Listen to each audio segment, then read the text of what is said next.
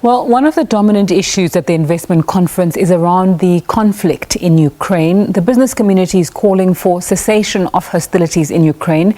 On the sidelines of the investment conference, SABC News reporter Khayelihle Khumalo caught up with mining magnate Bridgette Motsepe. Well, that's right. Plenty of pledges are being made by so many sectors, ranging from mining to tourism and many other sectors as well. And of course, there are so many role players as well from the continent who are right in the thick of things right here in Sandton. And joining us now is Ambassador Motsepe. Of course, we know that she does quite a lot.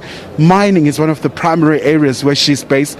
Once again, ma'am, let's look at the very significance of today with your sector from the continent. How do you try to make sure that Africans certainly do benefit here? You know, the benefit of Africa, because as you know, I'm also the ambassador for economic development and entrepreneurship for the Pan-African Parliament, representing the 54 countries in the African Union Parliament.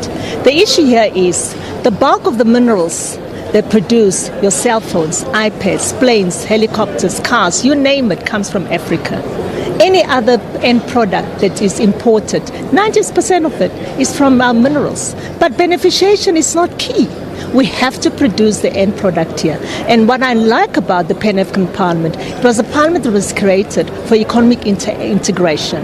Now, in line with the Africa Free Trade Agreements and the economic integration focus, my role is in my job, what I'm going to do is to spearhead the beneficiation process, the manufacturing of the end product, so that the job creation can be enhanced, so that foreign direct investors can also benefit from our produced end products that are being produced here, and the GDPs of the countries can be enhanced, and the credit rating of the African countries can be secured. Because what I see now is that too much of things that we consume in Africa has been produced either in China or other parts of the world, India and other parts of the world. It has to happen here in Africa.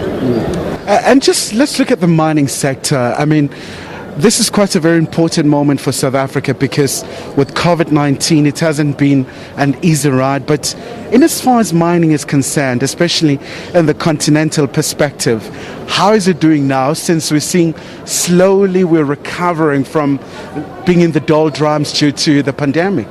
You know, we were very heavily affected. But the good thing about South African mining, safety is king. You are drilled and conscientized in safety.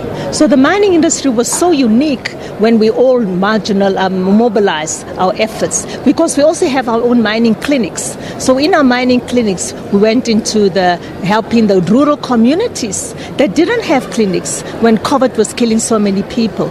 But when it came to exportation of ore, many of the countries' borders were closed. We couldn't export or import anything, and the whole world was quiet for 2 years. So then we then had to restructure. But the mining industry is a very unique industry. We always know how to reorganize and restructure ourselves, and it gave us time to have a look at the end results. The end results being downscale operations, and in downscaling, don't lose the jobs, don't let people get retrenched, and the workers were all party to this, and we have a very sophisticated union in the mining industry that is very advanced when it comes to handling and participating in these problems.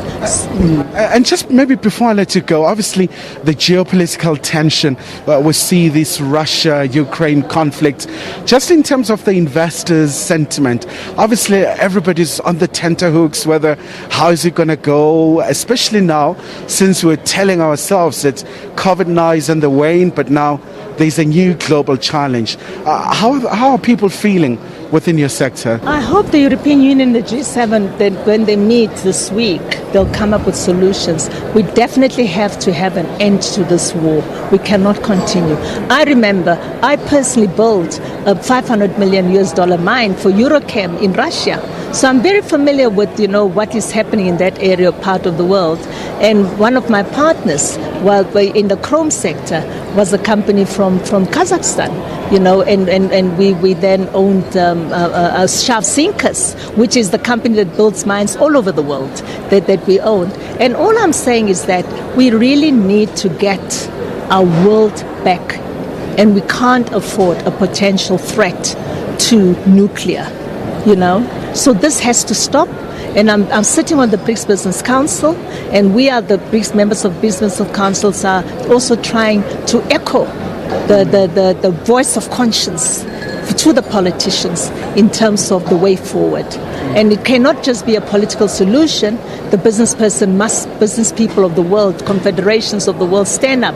Labor confederations, stand up. Help your governments also to think.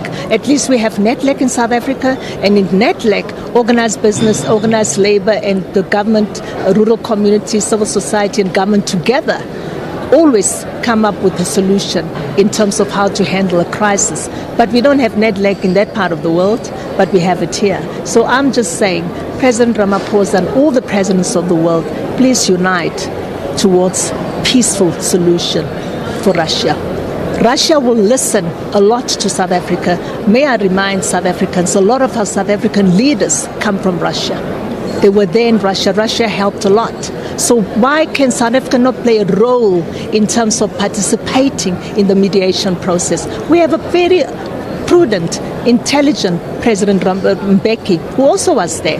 You know, many politicians were there. So let us see how we managed to help South Sudan, how we managed to help the DRC in terms of conflict resolution. And why can South Africa, with our leaders, not participate in that kind of initiation in terms of assisting, not in terms of dictating, but in terms of assisting. Remember, we're the families of BRICS. So Russia will listen to South Africa, because we're BRICS Business Council, BRICS countries participating as a family.